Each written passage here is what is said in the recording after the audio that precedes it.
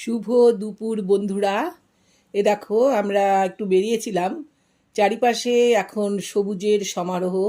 সমস্ত মাঠ একদম সবুজ মখমলের মতো মনে হচ্ছে কেউ যেন মখমলের একটা বিছানা বিছিয়ে দিয়েছে। সে অপূর্ব সৌন্দর্য। সবুজ আমাদের সকলেরই প্রিয়, আর এই সবুজকে বাস্তবায়িত করার জন্য পেছনে যাদের হাত রয়েছে সে আমাদের চাষি ভাই। এই চাষিরাই কিন্তু মানব সভ্যতার প্রতিষ্ঠাতা এবং সমাজের জন্য অপরিহার্য। কারণ তারা ফসল ফলান আর প্রচুর পরিশ্রম করে। তাদের পরিশ্রমেই কিন্তু আমাদের ঘরে খাবার আসে।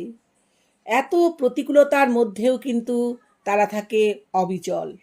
সকাল হলেই দেখা যায় একটা গামছা হাতে তারা একটা পাত্রের মধ্যে নিজেদের খাবার নিয়ে এসে মাঠে এসে উপস্থিত হন। সঙ্গে থাকে তাদের চাষের গরু অথবা হাল।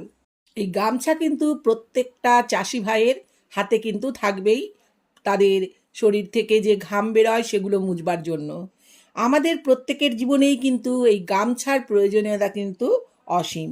আমাদের চোখের পাতা থেকে পা পর্যন্ত সমস্তটাই কিন্তু মুছবার জন্য প্রয়োজন হয় এই গামছার। এই গামছা কিন্তু আমাদের জীবনে জুড়ে থাকে নানা রকম ভূমিকায়। আপাত মস্তক সকল অঙ্গের পরিচর্যা করে এই গামছা। তবুও উপহারের ডালিতে সে ব্রাত্য, পোশাকের তালিকায় তার নাম নেই, আলমারি আলনায় তার ঠাঁই হয় না কোনোদিনও।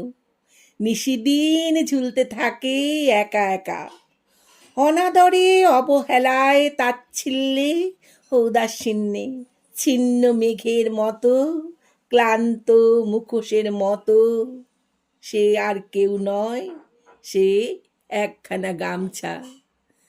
জানি আমাদের প্রত্যেকের জীবনেই কিন্তু এই গামছার কদর রয়েছে, কিন্তু আমরা সেটা কি তাকে দিই? অবশ্যই না। তোমাদের যদি ভালো লাগে তাহলে তোমরা ভিডিওটা লাইক কমেন্ট ও শেয়ার করো। টাটা। তোমরা সবাই ভালো থেকো, সুস্থ থেকো। এটি আমার সংগৃহীত, ভালো লাগলো তাই একটু পাঠ করলাম।